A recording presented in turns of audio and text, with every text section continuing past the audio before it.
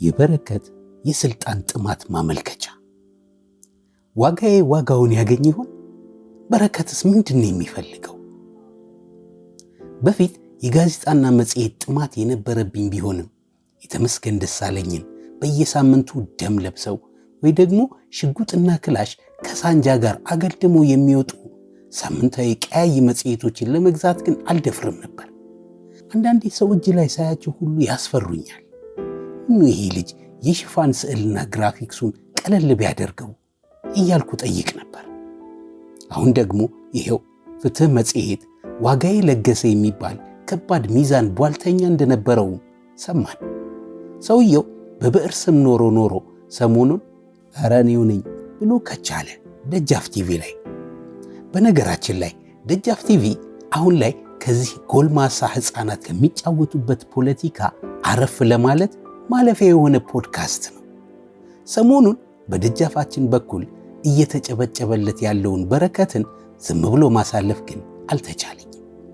በእርግጥ የበረከትን የመጀመሪያውን ክፍል ቃለ ምልልስ ስጨርስ ይቺ ሰውዬ ጥሩ የበርጫ ጨዋታ ትችላለች ብዬ ለማለፍ ፈልጌ ነበር። በረከት ባነሳቸው ጉዳዮች ላይ ትዝብትን መጻፍ እጅግ ከባድ ሥራ ነው። ያላነሳው ብረታ ብረት፣ ያልቸረቸረው ዱቄት፣ ያልሰፈረው ዘይት፣ ያልደሰኮረው ፖለቲካል ኢኮኖሚ፣ ያልነካካው የሴራ ትንታኔ የለምና እግር በእግር ይዞ ለመተቸት አስቸጋሪ ነው። አንዱን አንስቶ ሳይጨርስ ሌላ ነገር ድንገት ይደርብብሃል።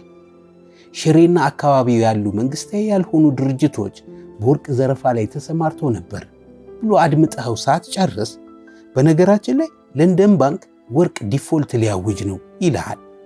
የለንደን ባንክ ሲል ባንክ ኦፍ ለንደን ማለቱ ይሆን እያልኩ እስካሁን አለሁ። እሱስ ቢሆን ከወርቅ ዲፎልት ጋር ምን አገናኘው? ዩኤስኤይድ ኢትዮጵያ ውስጥ ዘይትና ስንዴ እየቸረቸረ እንደኖር ያወራለህና ብዙ ወፍጮ ቤቶች አሉት እኮ እዚሁ አስፈጭቶ ነው ማዳበሪያ አልብሶ የሚያከፋፍለው ሲል ታገኘዋለህ። እንዲህ አድርጎ የሆነውን ያልሆነውን ሁሉ በመረጃ ላይ መረጃ መደራረብ አንዱ ከተጠያቂነት የማምለጫ መንገድ ነው።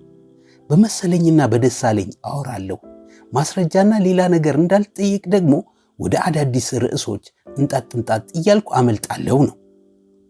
አስቸጋሪ ነው ብዬ እንዳልተው ራሴንም ግዴታ ውስጥ መክተት ስለፈለግኩ እናም ምን አካባቢ ነው ሊያወራ የፈለገው የሚለውን ነገር መለየት ስለማይቸግር በዚሁ መንፈስ ወደ ትዝብታችን እንዝለቅ። በረከት በላይነህ። አስቀድሜ ይህን ልበል፣ በረከትን ጉዳይ ማድረጌ የግል ጉዳይ ስላለብኝ አይደለም። የመመልከት እድሉ ባይገጥመኝም እያዩ ፈንገስ የተባለ ረጅም ጊዜ መድረክ ላይ የቆየ የአንድ ሰው ቲያትር ደራሲ መሆኑን ሳውቅም በሩቅ አድናቆቱ ነበረኝ። በረከት ደጃፍ ፖድካስት ላይ ተከስቶ ባነሳቸው ነጥቦች ላይ ሐሳቤን መግለጽ ለምፈለጉ የሚለውን ሰውየው አበክሮ የሚናገረው ፖለቲካዊ ስልጣን ይፈልጋል። ብዙ የ50ና 60 ዓመት ሕፃናት ስልጣን ተቆናጠው መከራዋን በሚያስቆጥሯት ሀገር ይህ ሰውም ነገ ተነስቶ የብዙ ሚሊዮኖችን ሕይወት የሚወስን ቦታ ላይ ጉብ ሊል ይችላል። ስለዚህ የሚናገረውን ምን ለማለት ፈልጎ ነው ብሎ ማውጣት ማውረድ፣ ምን ፈልጎ ይሆን ብሎ መጠየቅ ተገቢ ይሆናል። እንዲሁ እንዲህ ነው ካነበቡ አይቀር የሚል የጭብጨባ ሽኝት ኋላ ላይ ችግር ማስከተሉ አይቀርም። በረከት በንግግሩ ስልጣን የቀበሌም ቢሆን ስጡኝ የሚል ማመልከቻ ይዞ ነው ደጃፍ ላይ ቁጭ አለው። አገሪቱ ላይ ረጅም ዘመን ከተንሰራፉ የተንሻፈፉ የቅኝ ገዢና ተገዢ ትርክቶች መሃል አንዱን ኋላ ኪሱ ላይ እንደያዘም ያሳብቃል። ከምንም በላይ ደግሞ አማጽያንን በውስጡ የያዘ ሕዝብ አብሮ በረሃብ ማለቅ አለበት የሚል የጭካኔ ቁንጮ አስተሳሰብን አራማጅነቱንም አሳይቷል። በዚህም መንግስት ሆይ ውለታህ አለብኝ፣ እኔም የኖሞር አቀንቃኝ እኮ ነበርኩ፣ በብዕር ስም ስጽፍ ሆኜ ልባል አላችሁኝም እንጂ የምትል ዓይን ያወጣች ለሚመለከተው ሁሉ በሚል የተሰደደች መልእክት መኖሯም ተሰምቶኛል። እንሂድበት። በአመዳዊ ሳቅ የተጠቀለለው ተንኮልና ብልጠት። የመጀመሪያው ክፍል ውይይቱን የጀመረው ከዚህ ቀደም በረከት በደጃፍ ላይ በነበረው ውይይት ብዙ ሰው ስላነሳው ጉዳይ ምላሽ በመስጠት ነበር። የፓርክ አስተዳደርና ጥበቃን በተመለከተ ባነሳው ጉዳይ ሌሎች ሊናገሩ ስለሚችሉ ይህን ያህል ጠልቄ የምለው የለኝም። ከዚህ ጋር ተያይዞ የተነሳ አንድ ከባድ ጉዳይ ግን አለ። ይህ ሰው ምንድን ነው የሚፈልገው የሚያሰኝ። በውይይቱ ላይ ኦነግ ብለው ከሰውኝም ያውቃሉ የምትል ሾልካ የተሰማች ሐረግን ደመቅ አድርገን እንያዝና በሁለቱም ፓርኮች ተከስቷል ያለውን የሰዎችን መፈናቀል እያነሳ ባለበት ወቅት ድንገት ከረዩ ሰው አይደለም ካላልከኝ በስተቀር የምትል ግጭት ቀስቃሽና አሁን ላለ የፖለቲካ ስልጣን አከፋፋይ ቡድን እባካችሁ ስልጣን የምትል ማመልከቻውን ገፋ ሲያደርግም እናየዋለን። የስልጣን ማመልከቻውን ሌላ ማድመቂያ አድርጎ የተጠቀመው በምንም ሊወድቅ የማይችል ጠንካራ መንግስት እንዳለን ደጋግሞ በመናገር ነው። መንግስታችን ለጀዋር አመፅ ያልተበገረ፣ ነጮችን ሳይቀር በደሴ መስመር አሰልፎ ለተዋጋው ለህወሓት ያላጎነበሰ፣ ዩኤስኤይድን እንዳላስወጣችሁ እያለ የሚያስፈራራ፣ የሚያወጣቸው ሪፖርቶችና የሚያጠናክራቸው ዳታዎች ተአማኒ የሆኑ ቆንጅዬ መንግስት መሆኑን ደጋግሞ ሊነግረን ይሞክራል።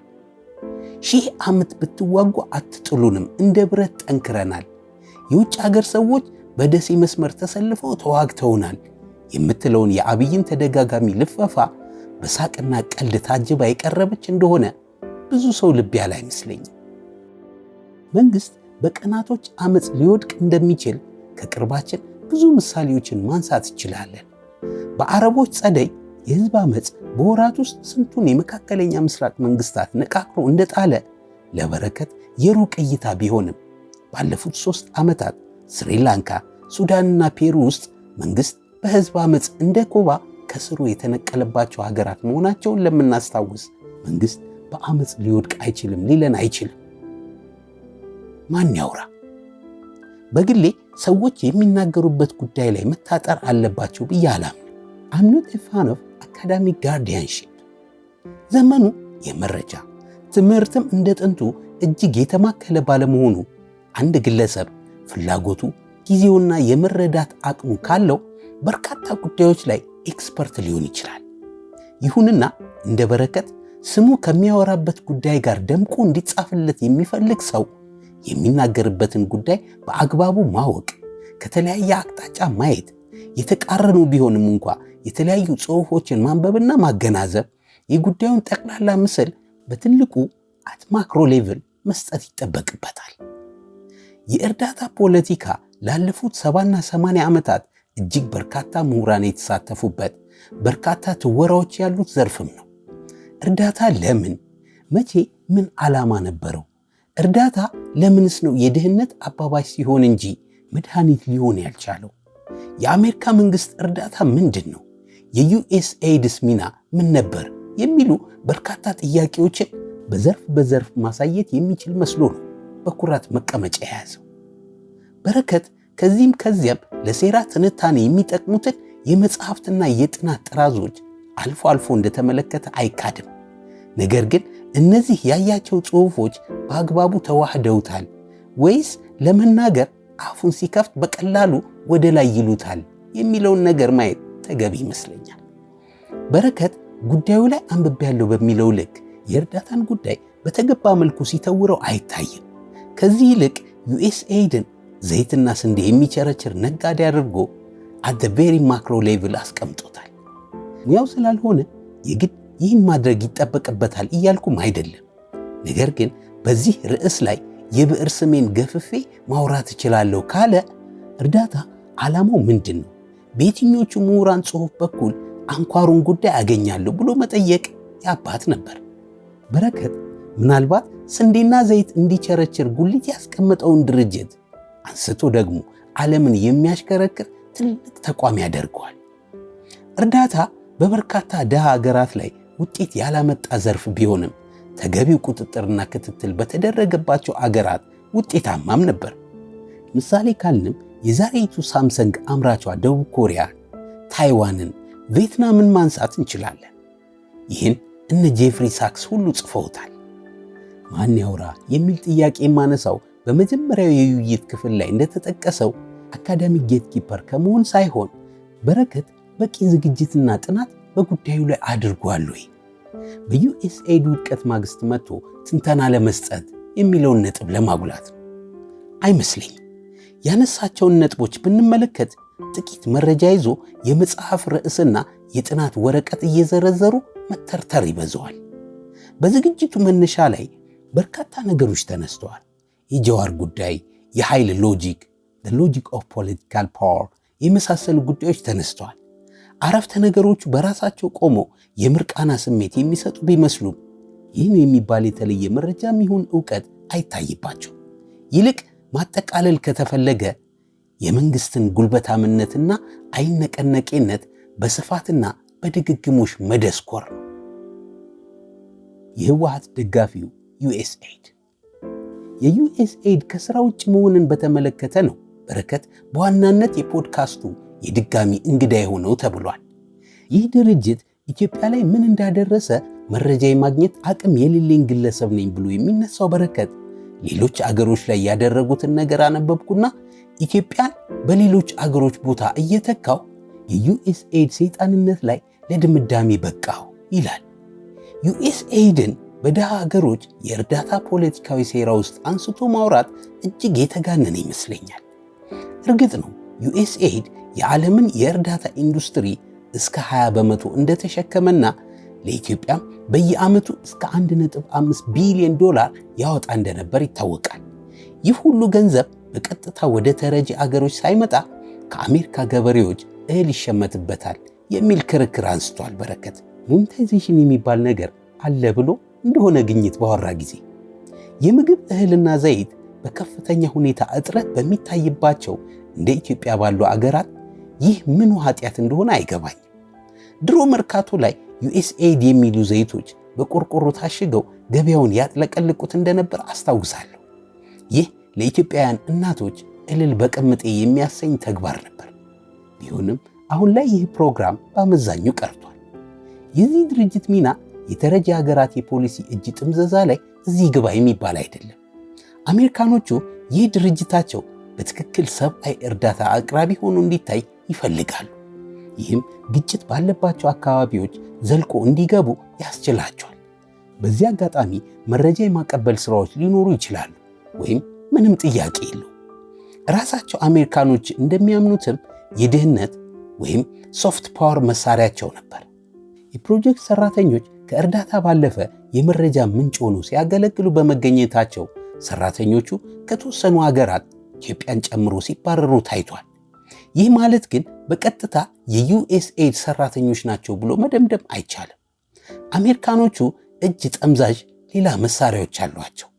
የዓለም የገንዘብ ድርጅትና የዓለም ባንክ የሚባሉ። ከበረከት ጋር የሚጋራው አንድ ጉዳይ የተጋነነ ችግረኛ ቁጥራቸው ነው። የአሁኑን አላውቅም። ድሮ ከኢህአዴግ ጋር ትልቁ ግብግባቸው የተረጂ ቁጥር ነበር። እኔም የመንግስትን ቁጥር ባልቀበለውም የእርዳታ ድርጅቶች ቁጥር ግን ተጋኖ እንደሚቀርብ አውቃለሁ። ምክንያታቸውም የዓለም አቀፉን ማህበረሰብ አንጀት መብላትና ከፍ ያለ በጀት ማግኘት ነው። እዚህ ጉዳይ ላይ ግን በቀጥታ የዩኤስኤድ እጅ አለበት ብዬ አላምንም። ዩኤስኤድ ኢትዮጵያ ውስጥ ራሱን ችሎ ስራ የሚሰራ ኢምፕሊመንቲንግ ኤጀንት አይደለም። ሌሎች ዓለም አቀፍና አካባቢ አጋሮች አሉት። ለነሱ ገንዘብ ይለቃል፣ እነሱ ስራውን ይሰራሉ፣ ሪፖርት ያደርጋሉ። እንደ በረከት ላሉ የሩቅ ተመልካቾች የሚታየው የዩኤስኤድ አርማ የግድ በሁሉም አይነት የሚሰጥ ድጋፍ ላይ መታየት ወይም ቪዚቢሊቲ በአጋር ድርጅቶቹ ላይ የሚጣል ግዴታ ስለሆነ ነው። ለምሳሌ አዳማ ላይ የሚደረግ ስብሰባ ዩኤስኤድ ፈንድ ካደረገው ነገር ግን ሕፃናት አድን ያዘጋጀው ቢሆን የስብሰባው ቦታ ላይ ጎላ ብሎ መታየት ያለበት ስም ዩኤስኤድ ነው። ይህ የሕፃናት አድን ድርጅት የሚገባው ግዴታ ነው። ይህን ያዩት እነ በረከት አዳማ ሁሌ ስብሰባ ሲደረግ ዩኤስኤድ ከሆቴሉ ባለቤቶች ጋር የተደራደረ ይመስላቸዋል። ስለ ዩኤስኤድ ሰይጣንነት በዚህ ልክ ሲያወራ በሴራ ትንታኔ ፍቅር ለሰከረ ህዝባችን ሌላ አስካሪ መጠጥ ያከፋፈለ መስሎን የታየኝ። ህዝባችን ለውድቀቱ ሁሉ የምዕራባውያን ሴራ እያዳለጠው እንደኖረ እያወራን ይኖረው። ዩኤስኤድ በመሰረቱ በዝግጅቱ ላይ እንደተነሳው ቀጥታ የበጀት ድጋፍ ለመንግስት የሚሰጥ ድርጅትም አይደለም። የአቅም ግንባታ፣ የትምህርትና ጤና፣ የልማትና የነፍስ አድን እንቅስቃሴዎች ላይ ነው እንደሚሰራ የሚታወቀው። ይህን ለማስፈጸምም በርካታ ዓለም አቀፍና አገር አቀፍ አጋሮች አሉት እንጂ በቀጥታ በረከት እንደሚለው ሎንግ ቤዝ ይዞ መስክ ለመስክ አይሽከረከርም። እስከ 2018 ድረስ በየዓመቱ 3.5 ቢሊዮን ዶላር እየተቀበለ የኖረ መንግስት ነበረን ሲል ይቀዳል። ቀጠል ያደርግና ጥሬ ገንዘብ ግን አይደለም ይላል። የአስተዳደራዊ በጀት ምናምኑን ሲያወራ ቆይቶ እስኪ በዩኤስኤድ መቆም ምክንያት መንግስት ሲወድቅ እንየው ሲል መከታዬ ለሚለው መንግስት የእባካችሁ ስልጣን ጥያቄን በድጋሚ ያድሳል። የዩኤስኤድን ዳታ አላምንም፣ ስታትስቲክስ ባለስልጣን ከተናገረ ግን አምኗለሁ ይላል። የመንግስት ዳታ አሰባሰብ የተሻለ ሳይንሳዊ ሆኖ ነው ወይስ የእባካችሁ ስልጣን ቀጣይ ልመና ነች የሚለውን አሁንም እጠይቃለሁ። እኔ ባለኝ መረጃ አብዛኛው የመንግስት ተቋማት የዳታ አሰባሰብ መሳሪያዎቻቸውም ስልጠናውን ጨምሮ የሚያገኙት በእርዳታና ድጋፍ እንደሆነ ነው። በጭካኔ ማጌጥ። ችጋርና ረሃብ በየወቅቱ የሚጎበኘን ዘመዳችን ነው። የሳይንስ ጨካኝ መሪዎቻችን ቢችሉ ረሃባችንን ይደብቁትና ህዝባችን ዋይ ዋይ እያለ ወደ ሞቱ ይሄዳል። እንርዳችሁ ሲባሉ ተረባርቦ ነፍስ እንደማዳን የተረጂው ቁጥር ላይ ሙግት ይገጥማል። ከዚህ አልፎ ዓለምን በሚያስጨንቅ ሁኔታ አካባቢው ላይ ያለውን አመፅና ተቃውሞ ረሃብን እንደ መቅጫ በትር አድርገውም ይጠቀሙበታል። አስርቦ መፍጀትንም ያውቁበታል። ኃይለ ሥላሴ የሰሜን ህዝብ እየተራበ ነው እኮ ብሎ የሚነግራቸው እንኳን ደፋር ሰው አልነበረም። ምን በወጣቸው ረሃብ ገባ ብለን ሰላም እንንሳቸው የሚሉ ሚኒስትሮቻቸው እረ ሰው አለቀ ሲባሉ ረሃብ ብርቅ ነው እንዴ ይኖርንበት እኮ ነው ባዮች ነበሩ። የፖላንዳዊውን ጸሐፊ ሪቻርድ ካፑንስኪን ዘ ኢምፐረር የሚለውን መጽሐፍ ማየት ነው። ደርግም የሰሜኑን በተለይም የትግራይን ህዝብ እያስራብኩ እግረ መንገዴን አማጺውን ወያኔን አዳክማለሁ ብሎ ብዙዎች እንዲያልቁ አድርጓል። ኋላ ላይ በመከራ የእርዳታ አቅርቦት ቢፈቀድም እህል የሚያጓጉዙ መኪኖችን በግድ ነዋሪዎችን ወደ ሰፈራ እንዲያመጡ ያስገድድም ነበር። ያም ሆኖ ደርግ እነ ዩኤስኤድን ስለሰጣችሁንና ህዝቤን ስላተረፋችሁት በይፋ እግዚአብሔር ይስጥልኝ ብሎ የኪነት ቡድን ላከ እንጂ የበረከትን ያህል ወያኔን ልታድኑ ነበር ብሎ አልወቀሳቸውም። የቅርቡን ጦርነት ካየንም መንግስት የትግራይን ህዝብ በረሃብ ቀለበት ውስጥ ከቶ ጦርነትን ለማሸነፍ ሲጥር ነበር። መንግስት ይህን ማድረጉ ሳያንስ እንደ በረከትና መሰሎቹ ጠንከር አድርገው እንጂ እነ ዩኤስኤድ እኮ እያስገቡ ያሉትን ሽልጦ እየበሉ ነው የሚዋጉ፣ ምንጫቸውን ዝጋው የሚል ጨካኝ ምክር ይለግሱ እንደነበር በኩራት ነገረ። ይህ በእርግጥ ነውር ነው። አሁን ላይ ጊዜ ሰጠኝ ብሎ አዎ መንግስትን በብዕር ስም ስመክረው የነበርኩት እኮ እኔ ነኝ ማለትም ነውር ጌጡ መሆን ነው። በረከት በጽሑፍም ገልጬዋለሁ ብሎ በዚህ ውይይትም ደጋግሞ እንዳነሳው የህወሓት ኃይሎች የዩኤስኤድን ሽልጦ እየበሉ ነበር የሚዋጉት ብሎናል። ይሁን እንቀበለው። መቼም ኢትዮጵያ የድሃ ድሃ ነችና ረሃብና ችግሯ ብቻ ሳይሆን ጦርነቷም እንዲሁ እርዳታ ይፈልጋል። ታዲያ በረከት ይሄ በነጋ በጠባ ሕፃናትና እናቶችን በተኙበት የሚገድለውን ድሮን እርዳታ አቅራቢዋ የአረብ ኤምሬት ፍላጎትስ እንዲሁ እንቅልፍ ይነሳው ይሆን? በረከት በድርቅና በሰው ሰራሽ ችግር ምክንያት ብዙ ህዝብ እንዳረገፈብን ሊታደጉን መምጣታቸውን ዕውቅና ሰጥተን በዓለም ፊት ያመሰገናቸውን የእርዳታ ድርጅቶች ታሪካቸው ሁሉ ሴራ፣ ከጠላቶቻችን ጋር መሰለፍ አድርጎ በመሳል ርካሽ ተቀባይነት ሊያገኝ ጥሯል። ተዋጊዎች ብስኩት ከሚበሉና የስልጣን አደጋ ከሚሆኑ አጠገባቸው ያለው ህዝብ በረሃብ ቢያልቅ ይሻላል የሚል የጭካኔ ክርክርን አምጥቷል። እርዳታና ሉዓላዊነት። ከላይ የተነሳውን የጭካኔ መንገድ ያመለከትኩት የአገሩ ሉዓላዊነት ቢያስጨንቀው ነው የሚል ግምት ወስደንለት የሀገሪቱን ሉዓላዊነት እናውራው። እርዳታና ሉዓላዊነት ተያያዥ ናቸው። ምክንያቱም ረጂና ተረጂ፣ አበዳሪና ተበዳሪ መቼም ቢሆን እኩል ቀና የሚል አንገት የላቸው። ሉዓላዊነት ላይ ደግሞ የትኛው መንግስት ወይም መሪ ምን አይነት አቋም አራምዷል ብሎ መወያየት ይቻላል። ጉዳዩን መሬት አውርዶ የአሜሪካ መንግስትን በዩኤስኤድ በኩል ኢትዮጵያ ውስጥ ዘይትና ስንዴ ይቸረችራል እያሉ ማስተጋባት አላዋቂነትና ትልቁን ጉዳይ ገለባ ማድረግ ነው። እርዳታ የአንድ ሀገር የውጭ ጉዳይ ማስፈጸሚያ መሆኑ የአደባባይ ምስጢር ነው። ደሃ ሀገሮች እንደ እርዳታ ተቀባይ በርካታ ጊዜ የፖሊሲ ለውጥ እንዲያደርጉ ይገደዳሉ። ለምሳሌ በረከት በጣም እንደሚጠላው የሚናገረው ህወሓት መሪ የነበረው መለስና አሁን ላይ በረከት በሚያደንቀውና ኢትዮጵያን እየመራው ነው በሚለው ግለሰብ መሃል ስለ ሉዓላዊነት ምን ይታየናል ብሎ ለሚጠይቅ መልሱ የሚቀጥለው ነው። ፕሮፌሰር ስቲግሊዝ ግሎባላይዜሽን ኤንድ ኢትስ ዲስኮንተንት በተሰኘው መጽሐፉ ቃል በቃል እንደሚለው መለስ ዜናዊ የዓለም ባንክና የአይኤምኤፍ ሰዎች እጅህን ጠምዝዘን የፖሊሲ ለውጥ ካላደረግ ሲሉት የመለሰላቸው 17 ዓመት ወጣትነቴን በረሃ ውስጥ የበላሁት ለኢንተርናሽናል ቢሮክራሲ ተላላኪ ለመሆን አይደለም የሚል ነው።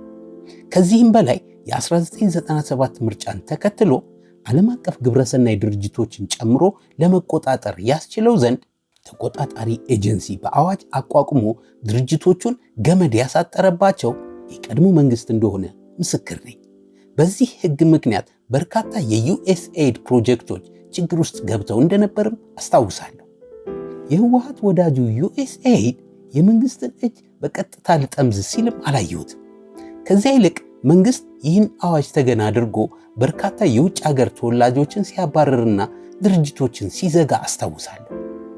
አበዳሪና ረጂ ሀገራት በደሃ ሀገራት የሚያሳዩት የሁል ጊዜ ተጽዕኖ እንዳለ ሆኖ ያለፈውን መንግስት በዩኤስኤድ የሚዘወር አድርጎ ማውራት ትክክል አይመስለኝም። በረከት ህወሓትንና በህወሓት ሐሳብ የተመሰረተውን የኢትዮጵያ የዩኤስኤድ ውጤት ነች ብሎ 4 ነጥብ ያስቀምጣል። የፕሪቶሪያ ስምምነት ላይ ዩኤስኤድን እናስወጣለን ብሎ አብይ ያስፈራርቷል የሚል ሐሜት ደርሶኛል ይልሃል። ዩኤስኤድ ኤርትራን ጠልቶ ህወሓትን ይወድ ነበር። የኢትዮ ኤርትራ ጦርነት ምክንያትም ዩኤስኤድ ነው ይለናል። እስኪ በማስረጃ አብራራለን ብንለው በግሌ የደረስኩበት ስለሆነ ረጅም ሰዓት መሬት ይዘን ማውራት አለብን ይላል። ሉዓላዊነትን ካነሳን አይቀር አሁን ላይ አገር እየመራው ነው የሚለው ሰው ደግሞ በዚህ ጉዳይ ላይ ምን አይነት ታሪክ አለው የሚለውን በኑሮ ውድነት ምክንያት ጾም የሚውሉ ህፃናት ሁሉ የሚረዱት ነገር ነው። አይኤምኤፍ እኮ ማለት የእናት መቀነት ነው እያለ የህዝቡን ኑሮ ከሲኦል እንዳመረረው እየታየ ነው። ዋጋዬን ምን ገለጸው? ዋጋዬ ለገሰ ነኝ እኔ በሚል ርዕስ ሲመጣ የመጀመሪያው ጥያቄ እስከዛሬ በብዕር ስም ሲጽፍ ከቆየ ለምን ይሆን አሁን ላይ ማንነቱን በገሃድ ማውጣት ያስፈለገው ብዬ ነበር። ኋላ ላይ ውይይቱን ስጨርስ ጥቂት መልሶችን ለራሴ ያገኘው መሰል። 1. የእባካችሁ ስልጣን ማመልከቻን ማጠናከር። አብይ አህመድ ማሸነፉ የተረጋገጠ ጉዳይ ስለሆነ ማንም በዚህ ብዕር ስም ተጠያቂ ሊያደርገኝ አይችልም የሚል ድምዳሜ። 2. እኔም ባለውለታ ነኝ ለማለት። እኔም እኮ በክፉ ቀን የኖሞር ዘመቻ ላይ ነበርኩ፣ እባካችሁ የቀበሌ የሚሆን ብቻ የሆነ ስልጣን ወዲህ ይበሉልኝ የሚል መልቻ። 3. በአካባቢ ጥበቃ ጉዳይ እንዲሁም መንግስታዊ ያልሆኑ ድርጅቶች በተለይም ዩኤስኤድን በተመለከተ ባዳ አይደለሁም፣ በብዕር ስም ስጽፍ ኖሬያለሁ። ስለዚህ የጉዳዩ ባለቤትነት ሰብጀክት አውቶሪቲ አለኝና ምኑንም ብቀባጥር ብላችሁ ስሙኝ ነው። ዋጋዬ የልፋቱን ዋጋ ያገኝ ይሆን? ገገማዎቹ ፒፒስ ወደ ስልጣን ያስጠጉት ይሆን? ወደፊት መሬት ይዘን የምናወራው ይሆናል። አበቃው።